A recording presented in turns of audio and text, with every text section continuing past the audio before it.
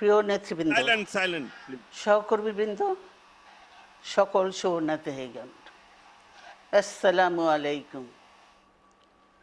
প্রতি বছর মে মাসের এই দিনটি আমাদের পরিবারে আসে এক বেদনা বিধুর স্মৃতি নিয়ে। এই দিনে শুধু আমাদের পরিবার নয়, বরং সমগ্র দেশই হয়ে উঠে পড়েছিল বেদনার্ত ও অভিভাবকহীন। আমাদের প্রিয় মাতৃভূমি বাংলাদেশের জন্মের সাথে জড়িয়ে থাকা এক অবিচ্ছেদ্য নাম শহীদ প্রেসিডেন্ট জিয়াউর রহমান, যে চট্টগ্রাম থেকে স্বাধীনতার ঘোষণা করে তিনি এ দেশের সাথে তার নাম অবিচ্ছেদ্য করেছিলেন।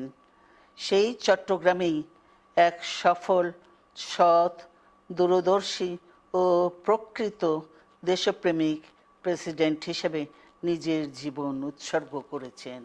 এদেশে গণতন্ত্র, স্বাধীনতা, সংবাদপত্র ও বিচার বিভাগের স্বাধীনতা, স্বনির্ভরতা ও উন্নয়ন এবং নিজস্ব জাতীয়তাবাদ সৃষ্টির অনন্য রূপকার শহীদ জিয়া, যে গণতন্ত্র প্রতিষ্ঠা আর সার্বভৌমত্ব রক্ষার লড়াইয়ে তিনি শাহাদাত বরণ করেছেন, সেই গণতন্ত্র নিরবচ্ছিন্ন যাত্রা আজও বাধাগ্রস্ত হচ্ছে প্রতি পদে পদে। খুব শীঘ্রই আমরা বাংলাদেশকে গণতন্ত্রে পুনঃপ্রতিষ্ঠিত দেখতে পাব। এই হোক শহীদ জিয়ার শাহাদাত বার্ষিকীতে আমাদের অঙ্গীকার।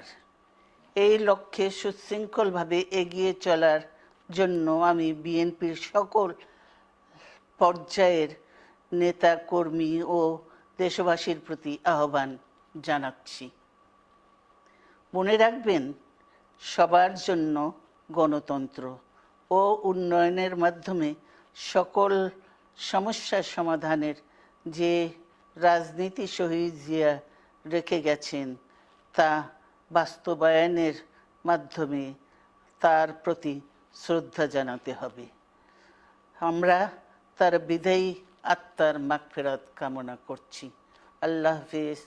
বাংলাদেশ জিন্দাবাদ।